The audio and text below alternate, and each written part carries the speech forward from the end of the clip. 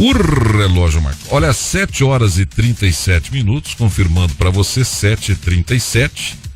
Vamos conversar com o presidente estadual do PPS, deputado federal Rubens Bueno. Deputado, bom dia. Bom dia, Eli. Bom dia, Campo Mourão. Um prazer muito grande de falar com você.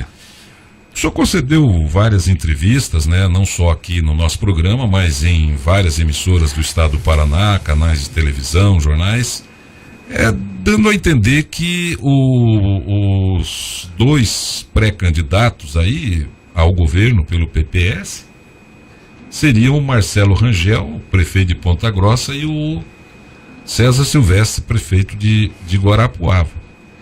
E agora o Marcelo Rangel resolveu deixar o PPS, foi para o PSDB lá do Beto Rich, e não é mais então pré-candidato ao governo do estado. Por que o Marcelo Rangel, prefeito de Ponta Grossa, resolveu deixar o PPS? O senhor brigou com ele, deputado? Não, absolutamente, não tem nada uma coisa com outra, né?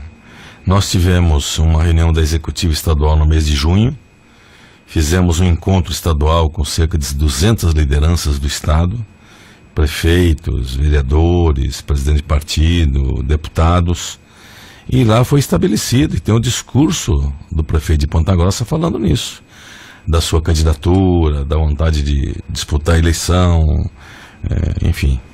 E o fato é que ambos, tanto um quanto o outro, são prefeitos reeleitos pelo partido. E aí nós publicamos uma agenda, conversamos sobre a agenda, divulgamos a agenda, convocamos para a agenda e percorremos o estado todo. E chega agora ao final, e nós lá atrás, em junho, nós tínhamos já decidido convocar primárias internas, ou seja, nós íamos fazer prévias entre os filiados do partido em todo o estado para decidir qual dos dois seria o candidato a governador.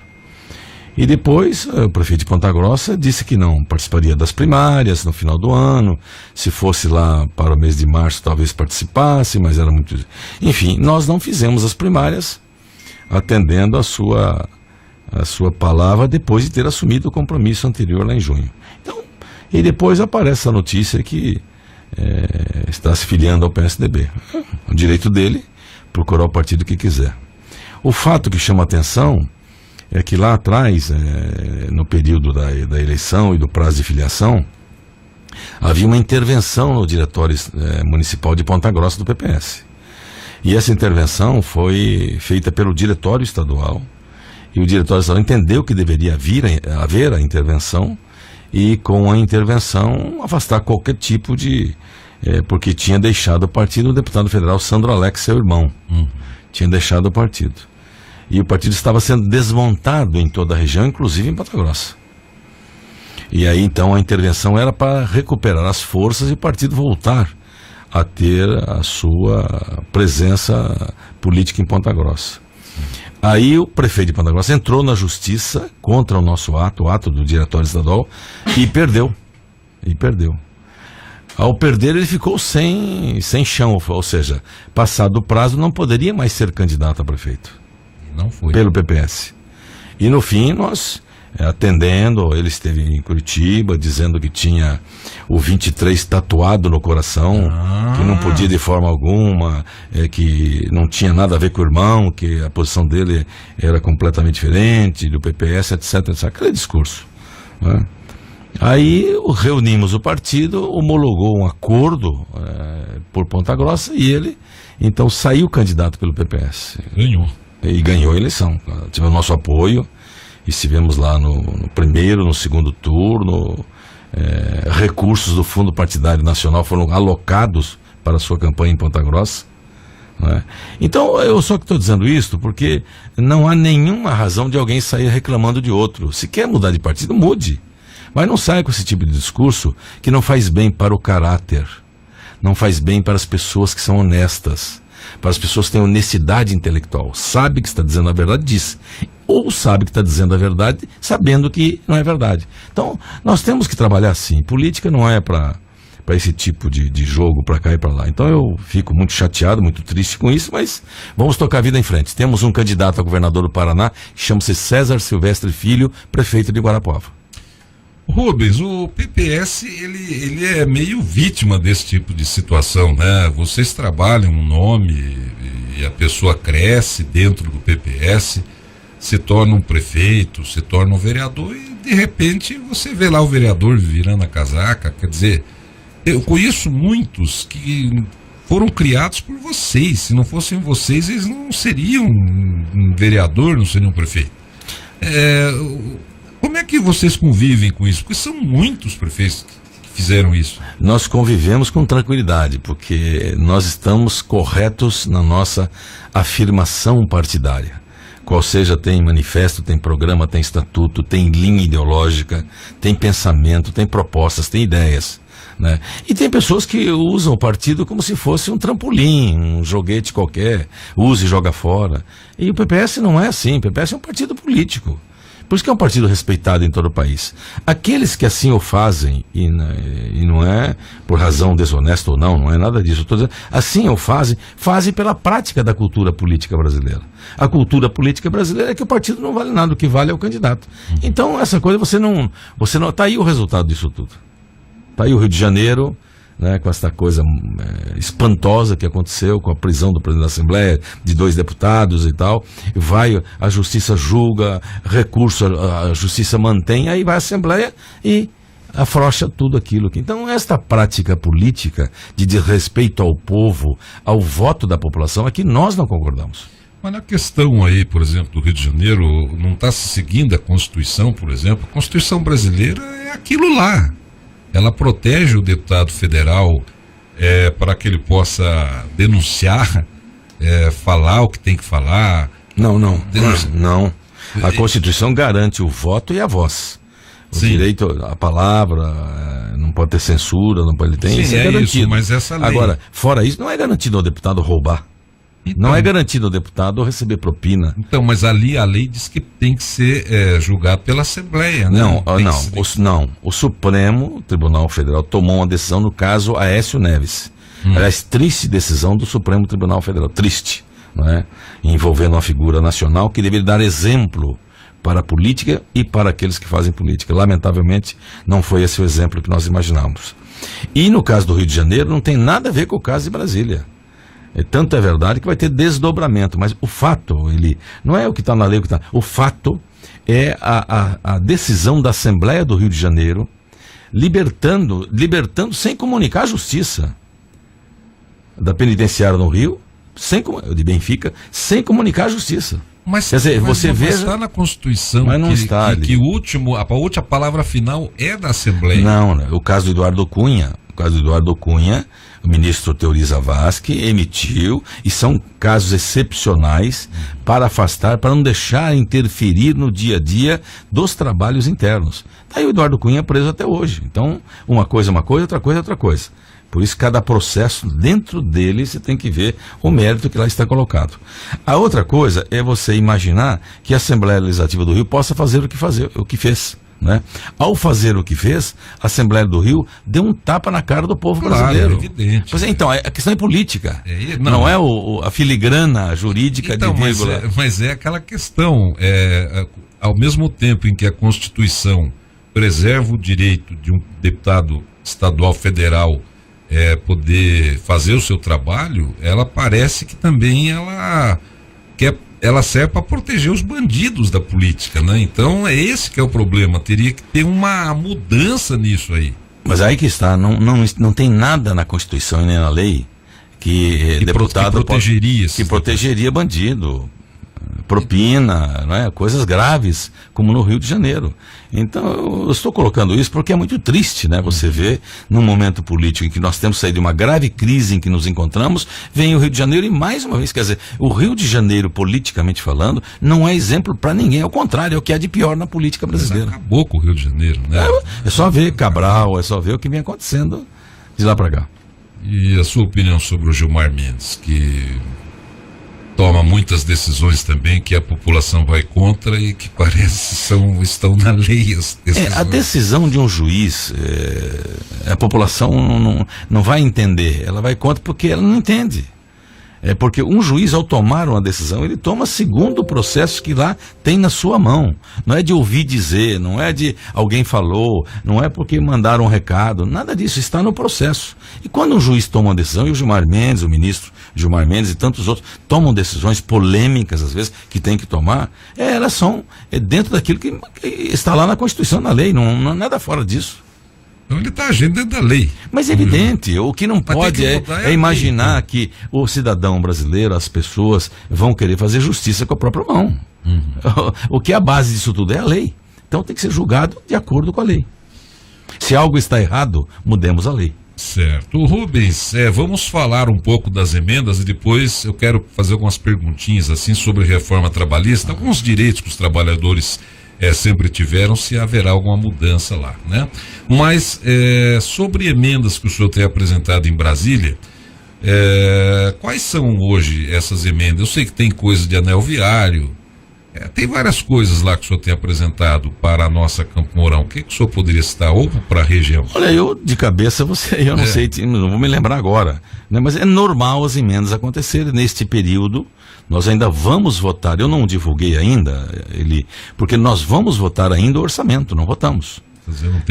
Se nós não votamos o orçamento, tudo que eu apresentei ainda é uma ideia, não é algo concreto. Quando se concretizar no final do ano, eu faço aquela reunião pública, perfeito. Aquela audiência pública a Mourão e entrego as emendas e publico os números.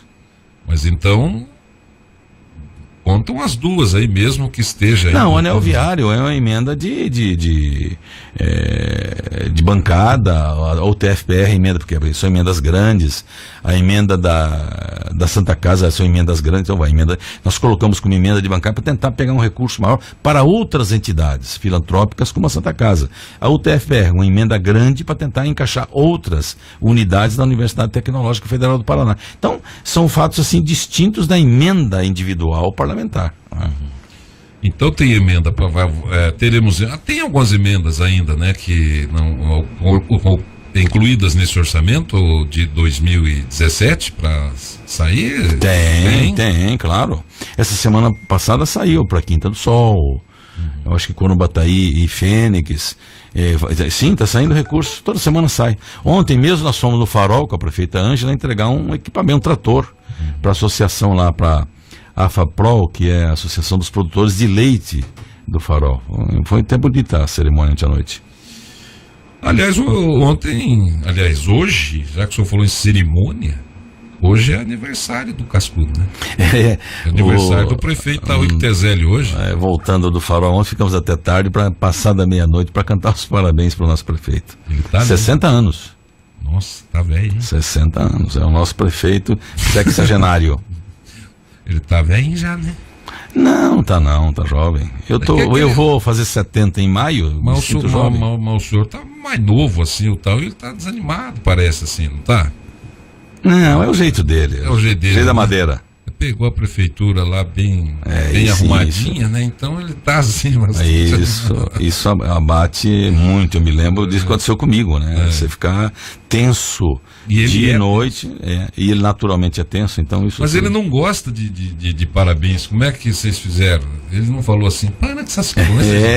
Aí ele passa, baixa a cabeça, coça o cabelo. Para com essas conversas, gente. Gente. É muito dele, mas é gente muito boa, merece, cara. É o abraço dos amigos. Parabéns, Tauilo. Muito bem. Rubens, vamos falar, a reforma trabalhista hoje, faz uma semana que ela entrou em vigor. E algumas questões, por exemplo, as pessoas perguntam pra gente, ele vai acabar o 13º, vai acabar o fundo de garantia, essas coisas. Fundo de garantia, essas coisas continuam valendo. Claro. Não acabou nada disso. E eu vou te mandar depois, eu até selecionei alguns pontos dizendo o que é mito e o que é verdade sobre a reforma trabalhista. A questão das férias, 13º salário, fundo de garantia, aviso prévio, seguro-desemprego e outros tantos. Continua normal. Estão mantidos, até porque estão na Constituição. E nós votamos um projeto de lei, e o projeto de lei não altera a Constituição. Mas onde é que esse pessoal que é contra a reforma achou que não vai ter mais isso? Porque atrás disto ele tem o chamado imposto sindical. Nós acabamos com o imposto sindical. Aí é que está a grita. O problema é que a legislação trabalhista brasileira é da década de 40, tem 70 e tantos anos. Não é possível que o mundo não mudou em 70 e tantos anos. E como mudou, né? E como mudou. Então, essa relação trabalhista ela tem que mudar para modernizar, trazer segurança jurídica, tanto para o trabalhador quanto para o empresário, para que haja novos investimentos e geração de emprego.